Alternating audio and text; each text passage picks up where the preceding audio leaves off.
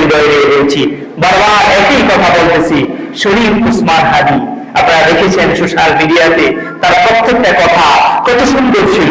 আল্লাহু আকবার। দেশের জন্য এত মহাব্বত, ইমানের জন্য এত মহাব্বত, ইসলামের জন্য এত মহাব্বত তার ভাষার মধ্যে এমন ভাবে ফুটে এসেছিল, আর কোন মানুষের মধ্যে এভাবে ফুটে আসে নাই। কিন্তু দুঃখের সাথে বলছি, এমন মানুষটাকে যদি এভাবে দিন দুপুরে মাথার উপর আঘাত করা হয়, এটা অনেক দুঃখের বিষয়। এটা অনেক দুঃখের বিষয় ভাইয়ের আমার। এটা মুসলমানের কাজ হতে পারে না। এটা তো আল্লাহ বিদ্বেষীদের কাজ, এটা তো কাফের ব্যক্তিদের কাজ, এটা তো মুনাফিকদের কাজ।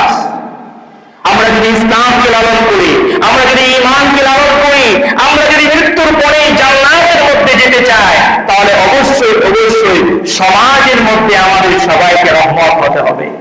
এই জন্য ভাইরা, আমরা সবাই প্রতিজ্ঞাবদ্ধ হই যেন আমার কথাবার্তা চাল চলনের মাধ্যমে কোন একটা ভাই কষ্ট না পায়। আঘাত পাবে তো দূরের কথা, গুলি করবে তো দূরের কথা, হত্যা করবে তো দূরের কথা, অথচ তার শাস্তি কেমন হওয়া দরকার। আল্লাহ বিধান বলতেছে, ওয়ালাইনা বিলাইনি ওয়াল আনফা বিল আনফি ওয়াল উযুনা বিল উযুনি ওয়াস সিন্না বিস সিন্নি ওয়াল জুরুহা কিসাস। কোরআনের বিধান হচ্ছে, কেউ যদি চোখের মধ্যে আঘাত করে তার চোখের মধ্যে আঘাত করো, কেউ যদি দাঁতের মধ্যে আঘাত করে সেই দাঁতের মধ্যে তুমি আঘাত করো, কেউ যদি হত্যা করে হত্যার বদলে হত্যা করো। এই জন্য ভাইরা, আমাদের সকলের একটা দাবি হওয়া প্রয়োজন। বাংলাদেশ একটি 92% মুসলিম দেশ হিসাবে যেন শরীফ উসমান হাদি কে যারা এভাবে কঠিন ভাবে হামলা করে শহীদ করে দিয়েছে, এদের যেন দৃষ্টান্তমূলক শাস্তি বাংলাদেশের মধ্যে কায়েম হয়।